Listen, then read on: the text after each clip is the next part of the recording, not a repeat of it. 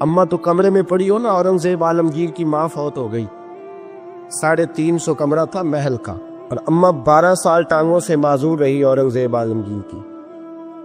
اماں 12 سال کمرے سے نکل نہیں سکی، ساتھ ہی واش روم تھا یا جو بھی اس دور میں طریقہ تھا۔ اورنگزیب جب محل میں آتے تھے تو پھر بھی سیدھے اماں کے پاس جاتے تھے، اور جب واپس نکلتے تھے پھر بھی اماں کے ساتھ۔ اورنگزیب کی ماں کا جنازہ اٹھا تو اورنگزیب نے رونا شروع کیا، پھر سالوں بیت گئے پر اس کے آنسو خشک نہیں ہوتے تھے۔ ایک شخص نے کہا تیری کوئی انوکھی مر گئی ہے، ساری دنیا کی مرتی ہیں؟ اس نے کہا میں بادشاہ ہوں، 24 گھنٹے لوگوں کا آنا جانا ہے، بڑے دبدبے ہیں، بڑے ڈیرے داریاں ہیں، بڑی بھینسیں، بڑی گائے، بڑے کھانے والے، بڑے لانگری۔ میری ماں بوڑھی تھی، ایک کونے میں پڑی رہتی تھی، پر جب سے وہ گئی ہے یہ مجھے محل نہیں لگتا، مجھے قبرستان لگتا ہے، مجھے لگتا ہے یہ قبرستان ہے۔ ماں اور باپ تو تیری نعمت ہے بھائی۔ بخاری شریف میں حدیث موجود ہے، حضرت اسماء کہتی ہے میری مشرکہ ماں مجھ سے ملنے آئی کئی سالوں کے بعد، دروازے کے باہر آ کے اماں نے آواز دی اسماء تیری ماں آئی ہے۔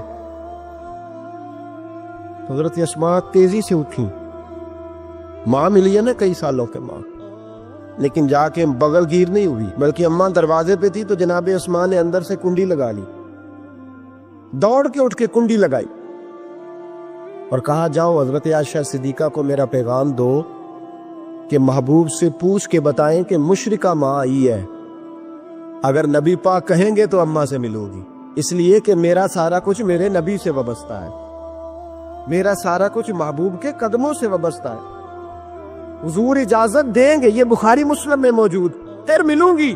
تو حضرت اسماء کا جب پیغام گیا تو نبی پاک علیہ السلام نے فرمایا وہ مشرکہ ہے تو خود ہی اللہ اس سے پوچھ لے گا، اسماء سے کہو تمہاری تو ماں ہے نا، تم تو ملے نا، میرا ابا جی ظالم ہی بڑا ہے، حضرت جی آپ کو نہیں پتا بڑے ظالم ہے، انہوں نے میرے ساتھ بڑی زیادتیاں کی ہیں۔ او بھائی میرے محبوب سے بھی ایک صحابی نے کہا تھا یا رسول اللہ آپ کہتے ہیں والدین کی فرما برداری کرو، تو اگر والدین ظلم کرے، والدین اگر ظلم کرے، میرے محبوب کی زبان سے ایک حرف بھی کبھی فضول نہیں نکلا، بلکہ رب جب فرماتا تھا تو محبوب بولتے تھے، اس نے ایک دفعہ کہا حضور اگر والد ظلم کرے، نبی پاک نے 3 دفعہ فرما او یظلمو او یظلمو او یظلمو، اگر وہ ظلم بھی کرے ظلم بھی کرے ظلم بھی کرے تو پھر بھی تو نے ماں باپ کی فرما برداری کرنی۔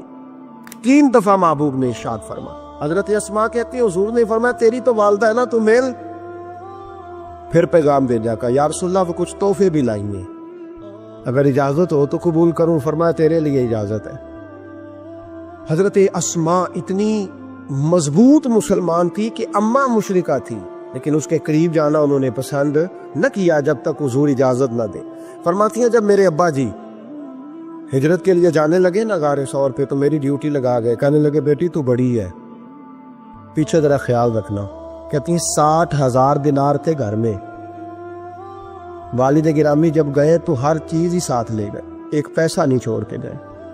کہتی میرے دادا نابینا تھے حضرت ابو قحافہ، بعد میں مسلمان ہو گئے، وہ آئے اور آ کے کہنے لگے اسماء تیرا ابا سارا کچھ لے گیا ہے، کچھ چھوڑ کے بھی گیا ہے۔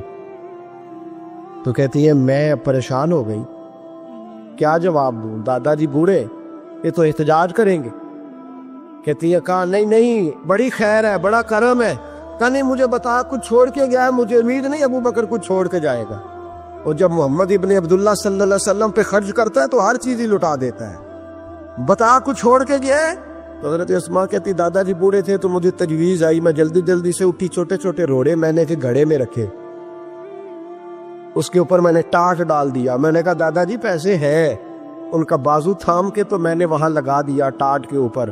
کہتی ٹاٹ کے اوپر لگایا، یہ نہیں بتایا نیچے کیا، میں نے کہا یہ دیکھیں، کہنے لگی اچھا اچھا ٹھیک ہے، میں نے یہ نہیں کہا پیسے ہیں، غلط بات بھی نہیں کی، اے دیکھیے۔ کہتی ہیں دادا جی کو تسلی ہو گئی، وہ مطمئن ہو گئے، وہ مطمئن ہوئے تو میری آنکھوں میں آنسو آ گئے، میں رو پڑی۔ میں نے کہا دیکھو رب کریم اس عمر میں مجھ سے کیسی خدمتیں لے رہا، جوان بیٹی، یہ ہمارا ہستا بستا شہر ہے اور سارے اپنے ہیں ہم آپس میں، لیکن کسی کی جوان بچی اس محلے دار سے جس کو وہ بچپن سے جانتی ہے، کونے میں جوان بچی 20-22 سال کی اگر ماچس لینی چلی جائے تو شور ہو جاتا ہے. وہ بیٹی نکل آئی ہے جی، ابا جی شام کو گھر آئے تو محلے دار غیبت کریں گے. بیٹی تیری جوان وہاں کھڑی تھی، آج سبزی لینے آئی تھی ماچس لینے، ابا درا نکال لیتا ہے. بیٹی کیسے باہر چلی گئی؟ بھئی اپنا محلہ ہے، سارے اپنے لوگ ہیں، کیوں پھر بھی نہیں جا سکتی؟ کیسے گئی؟ 5413 فٹ اونچی غار ہے غار ثور. اور جب ہم وہاں جاتے ہیں تو تجربہ کار حاجی مشورہ دیتے ہیں، کہتے ہیں سویرے سویرے جانا فجر کی نماز کے وقت، ورنہ دوپہر میں جانا بڑا مشکل ہوتا ہے. 3 بوتلیں بغل میں پانی کی، رستے میں 4-5 جگہ جو ہے وہ بیٹھنے کی جگہ بنی ہوئی ہے، وہاں ڈھابے ہیں چائے کے، بوتل کے، پانی کے، رستے بن گئے. لیکن جب حضرت صدیق اکبر نبی پاک کو لے کے گئے کوئی رستہ نہیں تھا، دشوار گزار گھاٹی تھی. کہنے لگے محبوبہ آپ کو تکلیف ہوگی، آپ میرے کندھوں پہ بیٹھ گئے. پبا پہاڑ قدم نہیں جے لاؤندا تے 100 پہاڑ تے چڑھیا جاندا، او پیا جاندا دے یار نبی دا، اے اصلی دلدار نبی دا. حضرت صدیق اکبر حضور کو لے گئی، ڈیوٹی لگائی، فرمایا اسماء میں نہیں چاہتا، پریشانی جتنی مرضی ہے، ایمرجنسی جتنی مرضی ہے، پر میری محبت گوارا نہیں کرتی کہ حضور سرکی اور کھجور پہ گزارا کرے. بیٹے تازہ کھانا پکا کے پہنچانا. 5413 فٹ اونچی غار اور دن کو ڈر آئے. حضرت اسماء کہتی ہے میں روز تازی روٹی پکاتی، کھانا تیار کرتی، جب دنیا سو جاتی تو میں پہنچا کے آتی. کون حضرت ابوبکر صدیق کی محبت کا اندازہ کرے گا؟ کون اس گہرائی تک جائے گا؟ حضرت اسماء کہتی ہے ایک دن کپڑا ہی کوئی نہیں تھا گھر میں، عورتیں نا سینہ بند باندھا کرتی تھی، عرب کے لوگ کھلے کپڑے پہنتے تھے تو کمر بند باندھتی، اسے نتاق کہتے.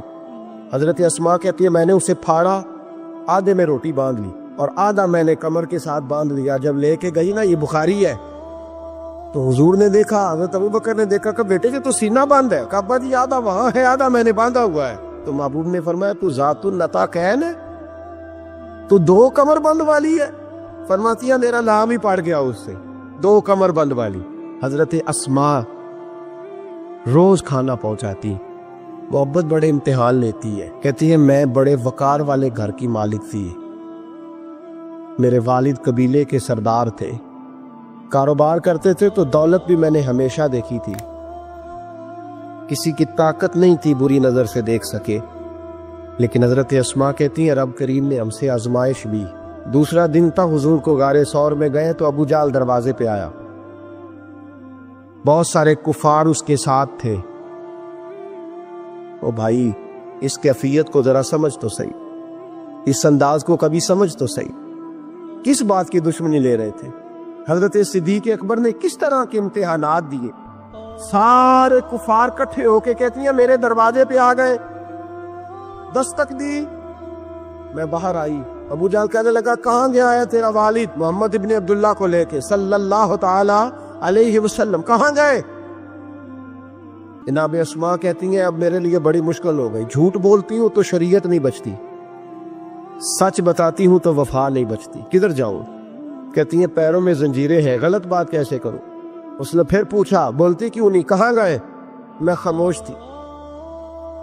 تیسری بار پھر پوچھا کہاں گئے ہیں وہ؟ جناب اسماء کہتی ہیں میں نے فیصلہ کر لیا، شریعت بھی بچانی ہے، وفا بھی بچانی ہے، دونوں چیزیں بچیں گی. بولو کہاں ہے؟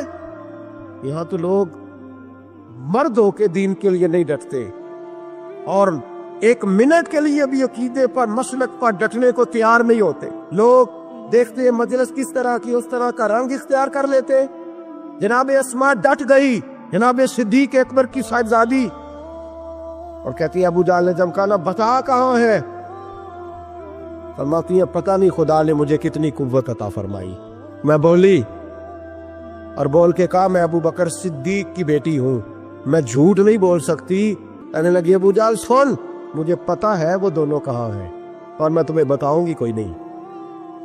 مجھے پتا ہے پر میں تمہیں، ہو ہلکا یارا تو برے شم کی طرح نرم، رزم حق کو باطل ہو تو فولاد ہے مومن.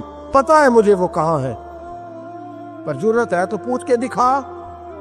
کہتی ہیں چوک تھا مکے کا اور میرا عزت والا گھرانہ تھا، پر ابو جال نے بھرے بازار میں میرے منہ پہ تھپڑ مار دیا۔ کہتی ہیں میرے کان میں بالی تھی، نیچے پتھر تھا، میں اس کے اوپر گری تو میرا کان پھٹ گیا۔ لوگوں نے ابو جال کو پکڑا لے گئے۔ فرماتی ہیں وہ آزمائش بھی میں نے دی، امتحان بھی دیا، پھر میں اندر آئی اور میں نے پھر اپنے اس بہتے ہوئے خون کو اپنے کپڑے کے ساتھ صاف کیا، منہ کو لپیٹا اور پھر میں کھانا پکانے لگی۔ کہتی ہیں اسی طرح کھانا پکایا، اسی طرح تیاری کی۔ غار ثور پہ جو پہنچی تو ابو بکر صدیق نے لپٹا ہوا منہ دیکھا۔ بیٹی کو تکلیف میں دیکھے اور پھر باپ رات سو جائے، یہ ہو نہیں نہ سکتا۔ تو کہا اسماء بیٹے چہرے کو کیا ہوا، کیا بات ہے؟ عرض کی کچھ نہیں ابا جی۔ فرمایا نہیں بیٹے کوئی تکلیف ہے، کوئی چوٹ ہے؟ نہیں ابا جی کچھ نہیں۔ حضور نے فرمایا اسماء کھول نہ بیٹے چہرہ کیا ہے۔ جناب اسماء نے کپڑا ہٹایا تو خون بہنے لگا۔ کیا ہوا؟ عرض کی حضور کچھ نہیں، ابو جال آیا تھا، پوچھتا تھا کیا بتاتی، جھوٹ بولتی تو شریعت میں اجازت نہیں تھی، بتا دیتی تو آپ کو تکلیف ہوتی۔ اس نے نا بھرے چوک میں تھپڑ مارا، میرا کان پھٹ گیا۔ حضور میں نے کچھ بتایا نہیں۔ نبی کریم سید عالم علیہ السلام کے ہاتھ اٹھے اور عجیب دعا دی حضور نے، کہ اللہ میں ابو بکر سے اور اس کے گھر سے راضی ہوں، تو بھی ان سے راضی ہو جا۔ حضرت اسماء بنت ابی بکر صدیق رضی اللہ تعالی فرماتی اس انداز میں قربانیاں دی۔ پھر ایک وقت آیا، فرماتی ہے میرے گھر میں دولت تھی، مال تھا، میں نے بڑا کچھ دیکھا تھا، لیکن میرے لیے رشتہ آیا نبی پاک کے بیٹے کا، حضرت زبیر بن عوام۔ یہ حضور کی پھوپھی کے بیٹے بھی ہیں اور جو 10 صحابہ کو حضور نے جنت کی بشارت دی اس میں بھی شامل ہے۔ حضور نے فرمایا میرا حواری ہے زبیر بن عوام، اور 10 مبشرہ صحابہ میں شامل ہے۔ لیکن گھر میں غربت تھی، تنگ دستی تھی، مجبوری تھی۔ جناب اسماء کہتی ہیں میرے ابا جی نے کہا بیٹا تیرے لیے رشتہ آیا ہے۔ میں نے کہا کس کا؟ کہا حضور کی پھوپھی کے بیٹے زبیر بن عوام کا۔ کہتے میں نے تھوڑی دیر کے لیے سوچا کہ وہاں تو بڑی غربت ہے۔ تو جناب صدیق اکبر نے اگلا جملہ کہا، فرمایا تمہیں پتہ ہے رشتہ بھیجا کس نے؟ کہا ابا جی کس نے؟ کہا مصطفیٰ کریم نے۔ جناب اسماء کہنے لگی پھر آپ کو مجھ سے پوچھنا نہیں چاہیے تھا، پھر حضور نے پسند کیا ہے، محبوب نے، اتنے میرے نصیب۔ حضرت اسماء کہتی ہے میں اس گھر سے گئی تھی جہاں 3 غلام ہر وقت ہوتے تھے، اور یہ بخاری مسلم میں آپ کو ملے گا۔ بیٹیوں کی تربیت ہم کرتے ہیں، وہ کہتے ہیں او سسرال میں کام کرنا پڑتا ہے، سویرے اٹھنا پڑتا ہے، ایسے کرنا پڑتا ہے۔ سنو جناب صدیق اکبر رئیس مکہ اور مدینہ کی بیٹی فرماتی ہیں میں جب زبیر بن عوام کے گھر میں گئی تو میں آٹا بھی گونتی تھی، میں کپڑے بھی دھوتی تھی، محبوب نے میرا رشتہ کرایا نا۔ فرماتی ہیں میں چکی بھی پیستی تھی۔ فرماتی ہیں زبیر بن عوام نے گھوڑا رکھا ہوا تھا، وہ جب باہر جاتے تو میں گھوڑے کے لیے چارہ بھی کاٹ کے لاتی تھی، میں اس گھوڑے کو بھی سنبھالتی تھی، میرے ہاتھوں میں چھالے پڑ جاتے۔ ایک دن میرے ابا جی نے دیکھ لیا، ابو بکر صدیق بڑے پریشان ہوئے۔ کہتی ہیں انہوں نے جا کے محبوب کی بارگاہ میں عرض کی حضور اگر آپ اجازت دیں تو میں زبیر کو ایک غلام نہ دے دوں، میری بیٹی کام کرتی ہے، اس کے ہاتھوں میں چھالے دیکھیں، ایک غلام نہ دے دوں۔ ڈائریکٹ حضرت زبیر بن عوام سے نہیں کہا کہ تو اتنا کام کراتا ہے، جھگڑا نہیں کر دیا۔ کہتی ہیں ایک غلام حضور کے ذریعے جناب ابو بکر صدیق نے بھیجا، اب وہ باہر کے کام سنبھالنے لگا، گھوڑے کو چارہ ڈال دیتا، کچھ سودا صرف لا دیتا۔ کہتی مجھے یوں لگا جیسے میں آزاد ہو گئی۔ غربت بھی تھی، زبیر بن عوام نیک بڑے تھے پر طبیعت کے ذرا سخت تھے۔ ایک دن ابا جی آئے تو میں نے کہا حضور اور تو کچھ چیز نہیں چاہیے، تھوڑی سختی ہے طبیعت میں۔ تو کہتے ہیں میرے والد نے یہ نہیں کہا میں پوچھوں گا، میں حضور سے بات کروں گا۔ کہنے لگے بیٹی صبر کر، بیٹی صبر کر، تیرا خامد نیک ہے، اگر تو اس کی رضا میں دنیا سے گئی تو رب تجھے بغیر حساب جنت عطا فرما دے گا۔ اور خامد کی پرہیزگاری بھی تو دیکھو نا بھائی، صرف دولتوں کی ضرورت ہے، صرف ان چیزوں کی ضرورت ہے، اس کی پرہیزگاری بھی دیکھو۔ اب اسماء کہتے ہیں اس کے بعد میں نے شکوہ نہیں کیا، اس کے بعد دوبارہ شکوہ، سخی بڑی تھی حضرت اسماء، حضرت عبداللہ بن زبیر آپ کے بیٹے تھے. کسی نے ان سے پوچھا کہ آپ کی والدہ کا کیا حال تھا؟ تو فرماتے میں اماں کو مصلی پہ چھوڑ کے گیا, عبادت کر رہی, عبادت گزار بڑی تھی, مصلی پہ چھوڑ کے گیا. فرماتے میں ظہر کے وقت گیا اور عصر کی نماز کے بعد آیا تو میری اماں ابھی بھی مصلی پہ بیٹھی تھی اور رب سے معافی مانگ رہی تھی. کہتے بڑی سخی تھی. اور میری خالہ سیدہ عائشہ بھی بڑی سخی تھی. حضرت عبداللہ بن زبیر فرمانے لگے دونوں میں ایک فرق تھا. حضرت عائشہ جب سخاوت کرتی تو کچھ پیسے جمع کر لیتی, ایک ہفتے کے پیسے جمع کر کے جوڑ کے کہتی چلو کسی غریب کا کچھ بن تو جائے. لیکن حضرت اسماء رکھتی نہیں تھی, کہتی تھی روز ہی دینے ہیں, چاہے ایک دینار آرنگ میں موجود ہے. جب ان سے پوچھا گیا ایسا کیوں کرتی ہو تو کہتی ہے میں ایک دن نبی پاک کی بارگاہ میں نا کچھ پیسے دینے لگی تو میں نے 2-3 دفعہ گنے, کہا حضور جی کچھ دینار رکھ لے. تو محبوب فرمانے لگے اسماء اللہ کے رستے میں گن گن کے نہ دے, ورنہ وہ بھی تجھے گن گن کے ہی دے گا. تو اس کے رستے میں بے حساب دے, وہ بھی تجھے بے حساب ہی عطا فرمائے گا.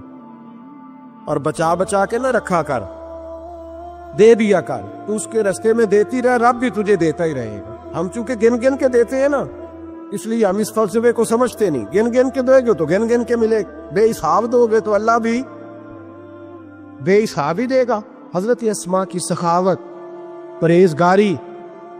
فرماتی ہیں کہ میں جب مدینہ منورہ ہجرت کر کے سب لوگ چلے گئے تو مسلمانوں کے گھر میں نا بیٹیاں پیدا ہوتی تھی. تو یہودی عورتوں نے شور کر دیا کہ ہم نے جادو کر دیا, ان کے ہاں بیٹا نہیں ہو سکتا. تو جناب اسماء بنت ابی بکر صدیق رضی اللہ تعالیٰ عنہ فرماتی ہیں سب سے پہلا بیٹا مدینے میں اللہ نے مجھے عطا فرمایا. کہتی ہیں میں نے کہا جاؤ اس کے نانا کو خبر کرو. نانے دادے پیار زیادہ کرتے ہیں, نانیاں دادیاں پیار زیادہ کرتے. تو کہتی ہیں کہ میں نے نا کہا جاؤ نانا کو خبر کرو. تو کہتے جناب صدیق اکبر دوڑے آئے تو پہلے دن کا بچہ ہی اٹھا کے لے گئے. ابا جی بات تو سنے, عمر ٹھہر جا سن لیتے. کہتے لپیٹا میرے عبداللہ کو لے گئے اور سارے مدینے کی گلیوں میں شور کر او یہودیوں نکلو باہر دیکھو, تم کہتے تھے جادو کر دیا ہے, اللہ نے ہمیں بیٹا عطا فرما دیا ہے, دیکھو اللہ نے بیٹا دیا. کہتی پھر سارا مدینہ گھما کے نا مصطفیٰ کے پاس لے گئے. کہا یا رسول اللہ دیکھیں اللہ نے نواسا دیا ہے. کہتی ہیں میرے بیٹے ابھی میں نے دودھ بھی نہیں پلایا تھا. میں نے کہا لے گئے ابا جی اور واپس بھی نہیں لائے. کہتے ہیں حضور کے پاس جب لے کے پہنچے تو نبی پاک نے کھجور منہ میں رکھی, اسے دانتوں کے ساتھ اس طرح چبایا کہ ذرے ذرے میں حضور کا لعاب دہن شامل ہو گیا. وہ کھجور حضور کے لعاب دہن میں گویا گون دی گئی. فرماتی ہیں اس کو نکال کے تو محبوب نے میرے بیٹے کو گٹی عطا فرمائی, عبداللہ نام رکھا. حضرت اسماء کہتی ہے جب واپس آئے میں نے کہا ابا جی میں نے تو ابھی اسے دودھ بھی نہیں پلایا تھا. تو کہنے لگے مبارک ہو, اس کے سینے میں جو سب سے پہلی غذا گئی ہے وہ میرے نبی کا لعاب دہن گیا ہے. حضرت عبداللہ بن زبیر جوان ہوئے, ابھی 7-8 سال عمر کی تھی کہ تو ان کے والد حضرت زبیر بن عوام حضور کے پاس لے گئے. کہنے لگے یا رسول اللہ اسے بیعت بھی کر لیں. محبوب کا بیعت بھی کرا دیا. مسلمان تو پہلے ہی تھے, مسلمانوں کے گھر میں یہ وہی بیعت ہے جو ہم اپنے مشائخ کے ہاتھوں پہ کرتے. اس کی اتنی اہمیت ہے کہ حضرت زبیر بن عوام نے 6-7 سال کا بچہ بھی محروم نہیں رہنے دیا. حالانکہ کلمہ تو وہ شروع سے پڑھتے. یہ بیعت اگر کلمے کی ہوتی تو وہ تو پہلے پڑھ رہے. یہ وہی بیعت ہے جو ہم اپنے بزرگوں کے ہاتھوں پہ کرتے ہیں کہ کوئی بندہ بغیر مرشد کے اور بغیر پیر کے رہ نہ جائے. حضرت زبیر بن عوام نے بیعت بھی کرا دیا. فرماتی ہیں اب یہی بچے جوان ہوئے. حضرت زبیر بن عوام تو جلدی وصال کر گئے. حضرت عبداللہ بن زبیر فرماتے ہیں میری اماں کی عمر 100 سال کے قریب ہوئی, نابینا ہو گئی تھی دونوں آنکھوں سے.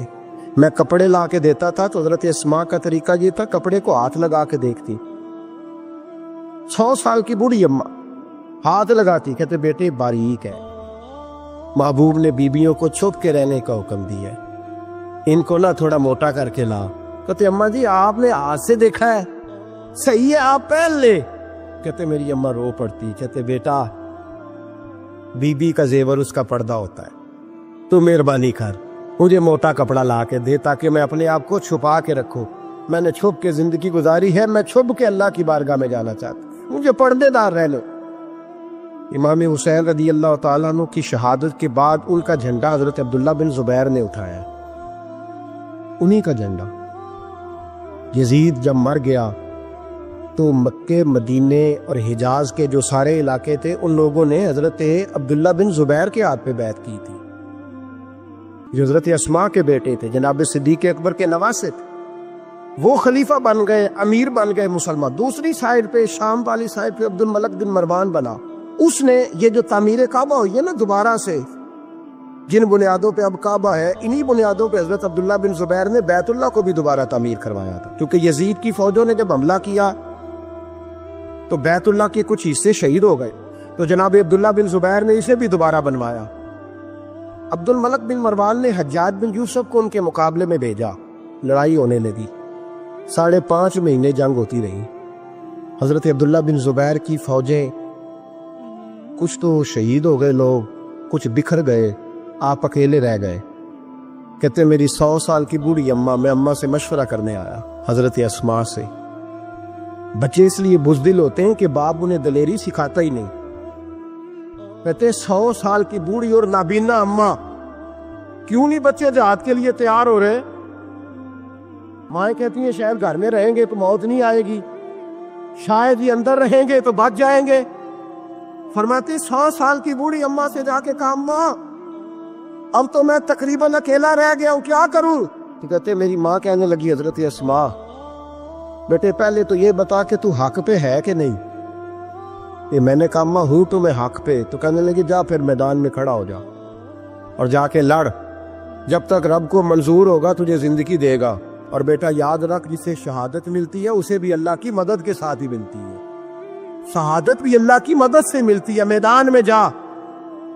تو کہتے میں نے اپنی اماں سے کہا اماں یہ جو حجاج ہے بڑا ظالم ہے، سنا ہے جب کسی کو قتل کرتا ہے تو لاش کے ٹکڑے ٹکڑے کر دیتا ہے، وجود سارا کاٹ ڈالتا ہے۔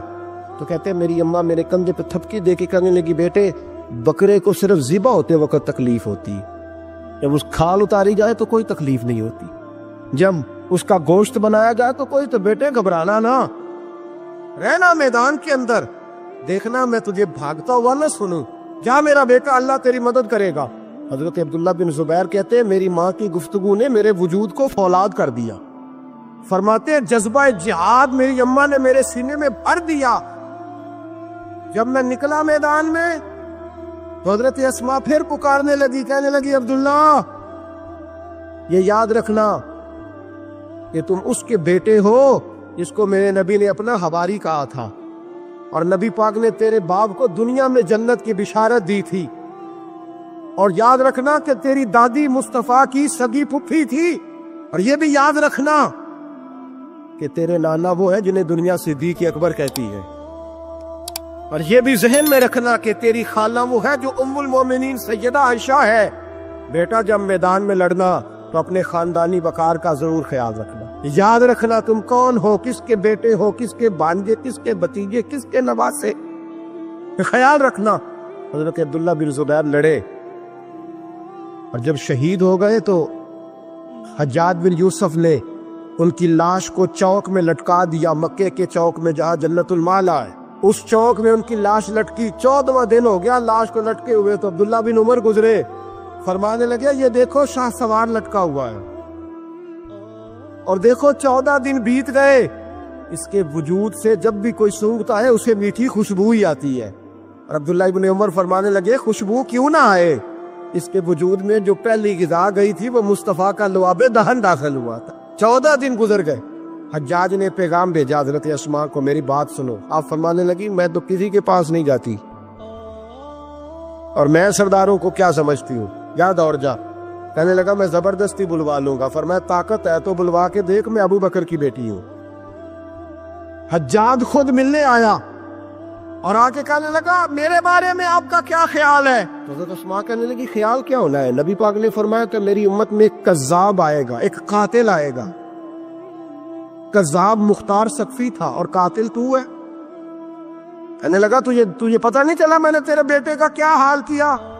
وہ جا کہتے ہیں ایسا جملہ کا حضرت اسماء نے کہ میری سوچ ہی بدل دی۔ میں نے کہا دیکھا میں نے تیرے بیٹے کا کیا حال کیا؟ تو حضرت اسماء کہنے لگی تو نے تو صرف اس کی دنیا خراب کی ہے، اس نے تو تیری آخرت خراب کر دی۔ یہ سمجھ نہیں آئی؟ تو نے دنیا خراب کی، اس نے تو تیری آخرت خراب کر دی، ابھی تو سمجھا نہیں؟ تو کہنے لگا اماں تو بوڑھی ہے، تجھے شاید پتہ نہیں کہ تیرے بیٹے کی لاش لٹکی ہوئی ہے۔ تو کہتے ہیں حجاج کہتے ہیں حضرت اسماء کہنے لگی شکر ہے اللہ کا، شکر ہے اللہ کا، میرے بیٹا لٹک تو گیا ہے پر کسی ظالم کے آگے جھکا تو نہیں نا، شکر ہے اللہ کا۔ اور کہنے لگی شاہ سوار لٹکے ہی ہوتے ہیں، جو شاہ سوار ہوتے ہیں وہ سواریوں پہ ہی ہوتے ہیں، حجاج جا۔ حجاج بن یوسف کہتا ہے جب میں باہر نکلا تو بڑی بڑی تلواریں میرا سر نہیں جھکا سکی تھی، پر حضرت اسماء کے جملوں نے میری گردن جھکا دی۔ لوگ مجھ سے پوچھتے تھے فاتح کون ہے؟ آپ کے عبداللہ۔ تو حجاج کہتا ہے نہ میں اور دوسروں کو تو وہ ماننے کو تیار ہی نہیں تھا نا، کہتا ہے فاتح دیکھنا ہے تو وہ ابو بکر کی بیٹی اندر بیٹھی ہے، وہ سب سے زیادہ فاتح، وہ فاتح ہے، اس کا حوصلہ جوان ہے، جس کے سینے میں ایمان کی قوت تگڑی ہے، جو آج بھی ان اصولوں پہ قائم ہے جو مصطفیٰ نے دیے تھے۔ حضرت اسماء اپنے بیٹے کے شہادت کے 3-4 دن کے بعد ہی وصال کر گئی۔ 100 سال کی اسماء کا جب جنازہ اٹھا تو پھر دیکھا مکے کے لوگوں نے اور مدینے کے لوگوں نے کہ بادشاہوں کے جنازے میں اتنی خلقت نہیں آتی جتنی اس خاتون کے جنازے میں لوگ آئے، اور لوگ کہہ رہے تھے آج وہ خاتون دنیا سے گئی ہے جس خاتون نے اپنی زندگی کے 80 سال رسول اللہ کے دین کو دیے۔ بھائی یہ بات آج اس لیے ان کا ذکر، چونکہ ان کا وصال بھی جمادی الثانی میں ہوا، اس لیے چھیڑا ہے۔ اپنے گھروں کے اندر ہم نے تربیت کا، بیٹیوں کی تربیت کا وہ والا ماحول بنانا ہے جو حضرت اسماء بنت ابی بکر کا تھا۔ ہماری بچیاں کہتی ہیں دکھ ہی بڑے تھے، غربت ہی بڑی تھی، ساری زندگی ٹینشن کی نظر ہی ہو گئی، ہم کیسے جمع ہوتے۔ وہ تو امیر گھر سے غریب گھر میں آئی تھی، غربتوں کی ٹینشن نے کبھی انہیں پریشان نہیں کیا بلکہ ان کے ایمان کو جلا بخشی، توانا رہیں۔ جب مائیں حضرت اسماء جیسی ہوتی ہیں تو بیٹے حضرت عبداللہ بن زبیر جیسے پیدا ہوتے ہیں۔ اتنے تگڑے اور دلیر بیٹے پھر دنیا کو ملتے ہیں۔ اپنی بچیوں کی تربیت کریں، سارا دکھ روٹی کا ہی ہے، دولت کا ہی ہے، جائیداد کا ہی ہے، کھانے پینے کا ہی ہے، اور بھی غم ہے زمانے میں محبت کے سوا، کچھ اور بھی توجہ کریں بھائی، یہ تو ایک جوز ہے، تو ایک جوز ہے صرف زندگی کا، باقی ساری زندگی تو آگے پڑی ہوئی۔ ان کی تربیت کریں، اصل نہج پر انہیں سمجھائیں۔ حضرت اسماء نے روشن کردار ادا کیا، تقوی، پرہیزگاری، عبادت، سخاوت، رسول اللہ کی نوکری، نبی پاک کی کامل محبت، اپنے بچوں کی تربیت، حضور کی ہر بات کے ساتھ وفا ان کا ترہ امتیاز رہا۔ وہ ہمیں سبق دے کے گئیں اگر دنیا میں زندہ رہنا ہے تو محبوب کے بن کے رہو، زندہ رہو گے، تابندہ رہو گے، پائندہ رہو گے، ہمیشہ مدحت خیر الانام میں گزرے۔